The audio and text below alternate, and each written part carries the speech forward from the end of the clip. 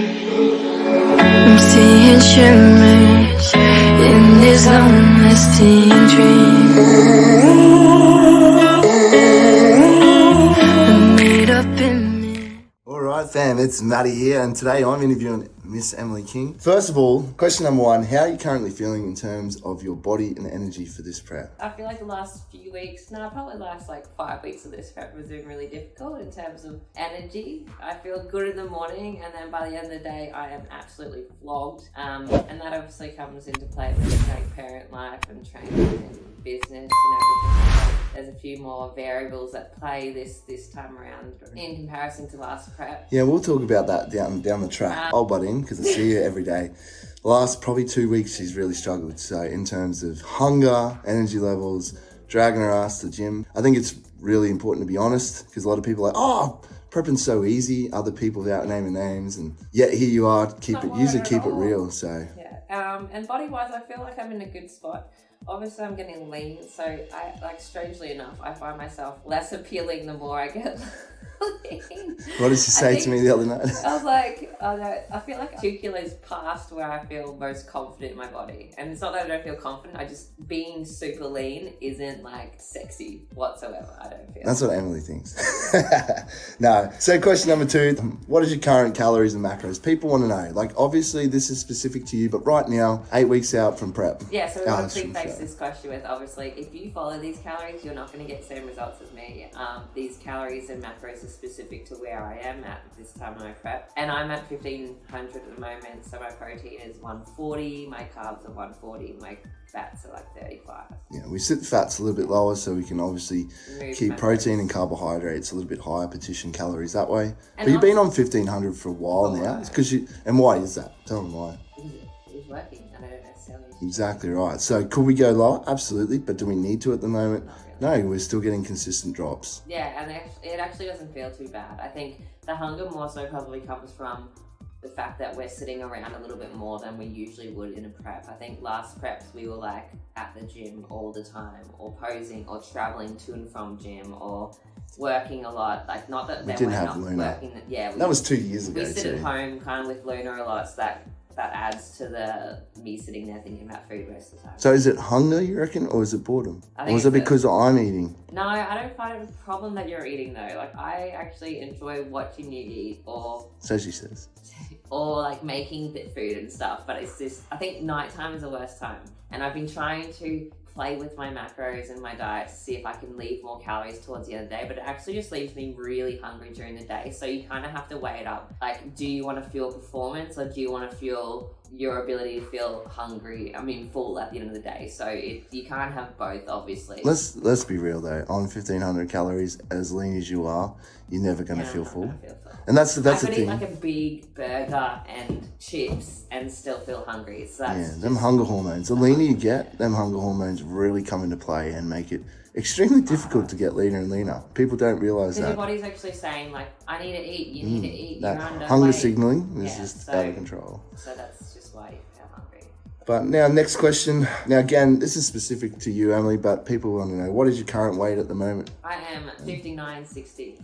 So I haven't weighed myself in a few days. We've obviously been in Adelaide for a few days. So I will hopefully be on the 59 mark when I get back. And do you have a specific goal weight for stage? Not really. Essentially just because every time I go to stage, I have a different body composition. Hopefully I have more muscle this time. I probably actually won't because of the fact that I had that time off. But in saying that, looking at visuals and graphics of my last comp, I do think there are places where I have definitely grown, especially hamstring, glutes. Adductors, yeah. So there are places where I know that I have made improvements. I think last time on stage, I was probably around the 58 mark. So I won't be too far off. I think maybe 57. Maybe, but it's obviously hard to tell because we're not losing a whole heap of weight. It's just getting that little bit of body fat off, which I know is just around my I think from what I've seen, it's really hard to tell over 2 years, but I think you've lost a little bit of tissue in the upper body, and compared to last year, maybe like you just said, made improvements. Well, it's not such a big deal for Em because she's always been so jacked up top. Made improvements like we said, glutes and hamstrings, especially hamstring. It's like the loss of muscle tissue has lent itself to some more proportionate look for me. And my upper body is one thing that I can train twice a week and it stays fucking jacked. Exactly. It's a really, so everyone has in bodybuilding them parts. For me, it's quads or legs in general. It's her like lats and back has just always been really receptive. So she literally can get away with training it once or twice a week, enough to maintain that mass, as opposed to other stubborn areas we need to hit all the time to try and build. And I thought my quads were somewhere that would maintain a lot of mass, but I feel like they've definitely come down in the last couple of years. I think you say that, but I think it's just like the what we all when you get experience. lean, when you get lean, you're like, oh, wow, I'm not as big as I thought. Yeah. Training split and cardio. How does that look? Training split is 5 days a week. I have lower body Monday, Tuesday upper body, day off Wednesday, Thursday lower, Friday upper, Saturday lower. Sometimes I'll move around my rest days if I need to, but currently I'm actually training with Justin, which is one of the PTs at the gym on the Thursday, so I have to keep that as a lower body day. Actually, I could probably change it to upper body, it doesn't really matter. But the flexibility of that rest day allows me to make more informed decisions about when I need a bit more rest. Like if I can push through, I'll do 3 days in a row, but if I need the rest, I'll only do 2. And then cardio, I'm doing 40 minutes daily currently at the moment of any type of cardio. That could be elliptical, stepper, stairs. I'm kind of just intuitively choosing that on the day, as in if I have a lower body day, I'm not going to flog myself on stepper. If I have an upper body day, I'll usually do... And why is that for people watching? Why? Just because you're driving fatigue, you don't want to be doing lower body, then stepper, and then the next day doing stepper, and then by Wednesday you'll be bugging and accumulate so much fatigue. Yes. Performance will suffer as well. That's the big one for people watching the education side of things. People overdo it, and this is Emily and myself have done this in the past. Focusing on output, so focusing on cardio to get leaner, and obviously sacrificing performance in the gym, because what Em just said, we're on low calories, accumulate all this fatigue, which then fucks our performance, so to speak. And if we're not performing in terms of intensity in the gym, that muscle tissue that we're trying to retain, it starts to fall away pretty quick. Unfortunately, in a deficit, naturally your body's going to want to break down your muscle stores, so your muscle protein breakdown it's called. And we want to try and reduce that rate that happens as much as possible through keeping intensity, so resistance training, and keeping protein high. Yeah, so the game of the game is not to do as much as possible, and that's kind of, I think, where a lot of competitors go wrong. They'll be in these training phases where they'll have 1,000 reps, and day after day and 7 days a week, but in reality, that's not going to be what's going to be ideal for preservation of muscle. And like I said, it drives cortisol levels, which is your stress hormone, which is not beneficial at a high rate for a long period of time. So you have to be wary about like how much you're doing. Is it something that you're going to be able to recover from? Because your ability to recover is already inhibited during a dieting phase because of less calories. All right, that leads me on to my next question. How are you managing this prep with obviously baby Luna and business, with how busy our business is? So just to go back, like cardio, what time in the morning are you doing cardio? So I'm getting up to do cardio at 5 a.m. or 5:30 before Luna gets out of bed, just because it allows me that 45 minutes, hour to myself, which is nice and quiet. And also then I'm not eating into my business load that I need to do for the day, because if I wasn't doing it at 5 o'clock, I'll be doing it post-training, and therefore that session would become an hour and a half, 2 hours, which is obviously not going to be beneficial for needing to get in training, cardio, mum life shit, dropping her to and from daycare, feeding, sleeping, all that kind of stuff that obviously comes into play with being a parent. So doing it at a time when I'm not going to eat into time that I need to be working is important for me, obviously, because during prep, I think I'm pretty good with keeping on top of the ball with work during prep, because obviously we've done it. Are you finding it hard? This is the first ever prep you've done with baby. Oh, in general, like the prep hard with Lena? Or this prep, yeah, because what you just mentioned, it's a lot. Like, get the cardio done, posing in there, then obviously I'm here helping out with Luna, but then you throw training in top of it and trying to keep on top of business, which is, business is not just coaching for us, it's social media, it's phone calls with the marketing team, it's payroll, it's tax. Like it's busy, but like also I feel like my life is, I'm used to being busy, so it's not like I think it'd be harder for you if you weren't so busy. Yeah, exactly. So I'm kind of lucky that it's busy,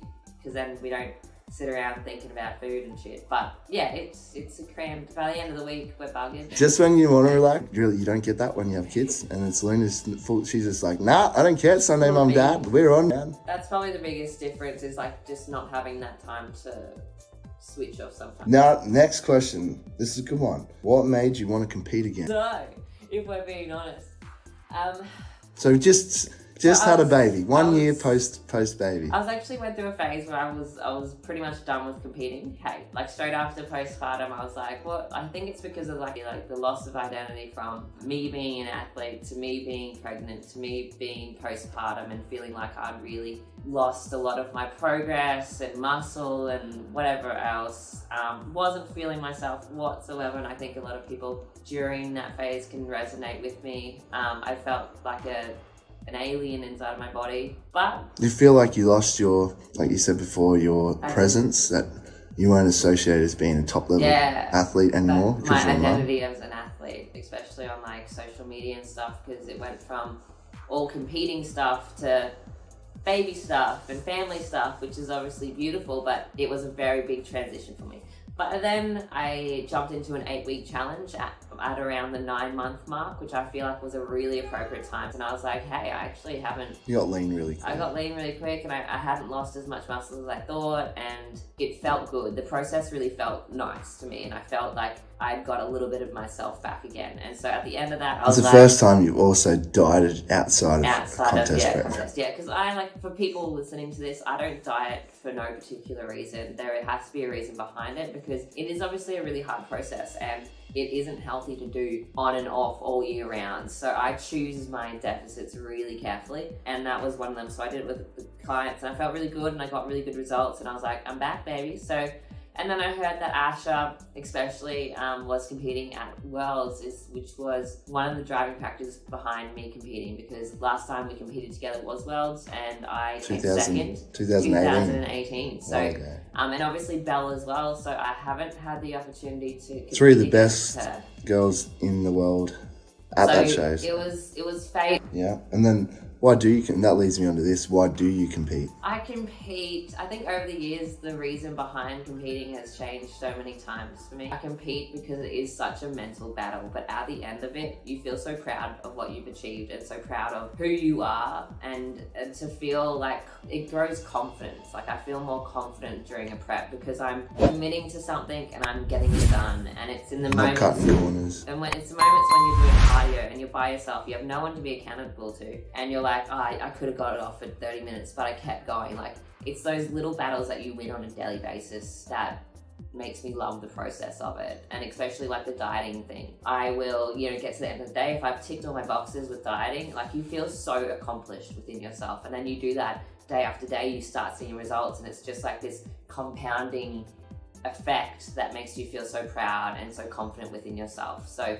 that's why I love competing, but also it's the whole thing of it. Like I haven't been on stage for such a long time, so I'm actually quite nervous to know how I'm gonna feel. But also it's like I get butterflies in my belly thinking about getting on stage, because it's such a nice feeling. You get up on stage and you're in front of everyone, and you've just worked your ass off, and you're so proud of yourself, and no one can take that away from you. Are you nervous, and do you think you can win? Are you nervous? Do you think you can win? I'm shit scared nervous, and I think that's driving a few of my like self-sabotagey type behaviors that have been occurring lately in regards to like skipping on 5 minutes of my cardio or feeling really hungry or whatever it may be. But I'm really nervous because usually I go into a comp feeling really, really confident, and it's not that I'm not confident. It's just that it's just those so many unknowns. Like yes, there's Asha, and yes, there's Belinda, but there's also probably women that are competing that I don't know about, which is obviously scary. But I feel like although people are like, there's no pressure on you, there is pressure, because I put pressure on myself to perform at a really high level, and I have always put that pressure on myself. So that's why I work so hard in what I do. But yes, very nervous, very excited, and like going back on what I was trying to say before, like I don't know how I would feel if I came to take on that. Like I would be really proud of myself. Obviously I'd be upset, but I have to think realistically that I did have a lot of time off. And if I could do this all again, maybe 12 months more of growing in that lower body. That's the thing, but then do you get on stage against Asha and Belle, the two of the best? Like, would the opportunity have been there? Yeah. And it probably not. So I think a lot of people, not a lot of people, but I see people in bodybuilding, they've picked their shows because of who's not competing. And I think that's very wrong. I'm like, if you're going to compete, and I always said this to him, I'm like, you get excited that the best of the best are there. Not, oh shit, might get third, might get fourth. I don't want to get that disappointed if I do. So they avoid that show, and they'll pick a show where they're quite confident they're going to win that show. Like, that is not what competing is about. You want to be against the best all the time and excited for that, because that's where you know you truly stand. But in saying that, I always say this to Em as well, and this is for everyone that listening. Bodybuilding is a subjective sport. You get up there knowing you ticked all the boxes and the very best you could do, and you get second or third. That is out of your control, because unfortunately the judges are the judges, and they have their own opinions. Exactly. It's a subjective sport, so that is the main thing at the end of the day. And so you need to go up there and just be proud of what you have achieved during prep. Do you think you can win?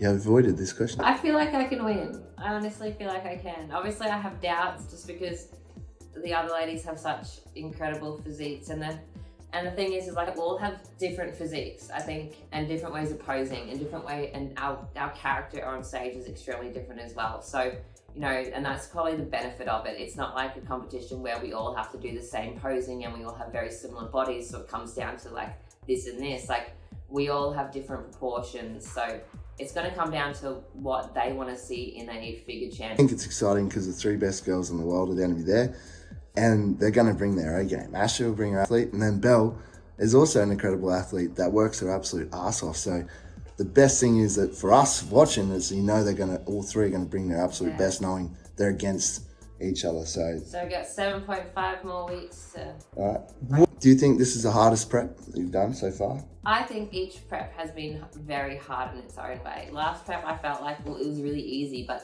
maybe that was in hindsight. We were looking back on it. Yeah, it wasn't easy. It probably wasn't easy, but it has been hard in its own way in terms of just trying to manage like parent life with it as well, like, and just making the adjustments. I think that there's just been some teething with it, as in like, no, that's not going to work, or this is going to work, or this is going to work better for the family, whatever it may be. Just been trying to be adaptive with it. But like, I think at the end, for example, that's a good one. Like, obviously we've got routines. Try to keep a routine, but also being willing to adapt. Flexible. So Luna gets sick, and we get a call at 12 o'clock midday. Come pick her up a couple times from daycare. That throws your day out and training out straight away. So then we've had to obviously adapt around that. Yeah. So that's one thing. You have to have a really clear structure, but you also have to be flexible with your structure, especially if you're a parent. But again, it goes for like anyone's lifestyle. Shit happens, so you need to be able to work around it. But yeah, it has been difficult. Probably like the hardest thing has been my mindset, because I think I am fucking shit scared, therefore I'm just... I've also dieted a long time. How do you deal with negative comments on social media? Because the leaner you get, and I know sometimes, does it affect you, and how do you deal with it? So I think subconsciously I don't put a lot of stuff out, especially when I'm super lean, because I get a lot of like negative comments about my physique or PED use and all that kind of crap, which is bullshit. And I know that. And most days, like, I'm going to say like 70% of the time I don't care, but it's like that 30% when I'm feeling a little bit vulnerable and tired and whatever, that it really does bother me. But again, they're just trolls that are sitting on their couch eating Doritos in their mum's basement, so I don't give a fuck. But it is what it is. I just try and block and delete as much as possible. Very last question, wrap it up. Do you want to give a shout out to anyone, like coaching wise? You haven't explained how your setup is? So at the moment, I have pretty much 3 hands in the pot. 4 if you count Justin. There's a team, yeah. Well, yeah, so I think team coaching is always going to be more beneficial than one person, because one person cannot bear the brunt of everything. They cannot be the programmer, the fucking diet person, the PT, the support. So I have Luke over in US. His Instagram is No Switch Fitness. He is a guru with women's hormones. He's also helping a little bit with the diet structure, and he's our go-to guy. He's one I check into weekly as well. He works with a lot of girls in IFBB wellness over there, figure. So it's been great to learn off as well. Matt is doing... I'm just doing the supportive role. My diet most of the time and helping with macros. He obviously struggles because I just whinge to him constantly. It's hard. I had Dean McKillop, my coach, go, man, you're crazy helping Coach Emily. You never do that with partners. And I was like, what do you mean? He's like, and I didn't realize at the time, because it's the first time we've done it where we haven't competed together, that he's like, she gets hungry. He's like, you don't ever want to see someone you love suffer. So, and it's true. And Em's like sitting there late at night. In my mind, the athlete comes out, I'm like, fucking suck it up. I'm like, you want to win? Yeah, and exactly right. But at the same time, I see how much she's struggling. I'm like, oh, okay, just have a bowl of rice or have some rice cakes. And in my head, I'm like, no, that's not right. But I don't want to see you suffer. So it does. That's why we have what's called referred out to Luke for most of our stuff with that. And then we have Mark, who does my programming, who has done my programming for years now. So Mark Carroll. And then Justin, who does PT session once a week. And then that's really about it. And then I obviously have my sponsors, Muscle Nation. They've always been with us from day one. Always been there, day one. And Glam Fit, who's been doing my bikini. Yeah, we just saw that yesterday and it's gonna look amazing. And that YouTube will be coming out. Obviously I can't show you guys colours or anything. I could, but I don't want to, so that's a later thing. And that's it. Hey. All right. 7 weeks, turn it up.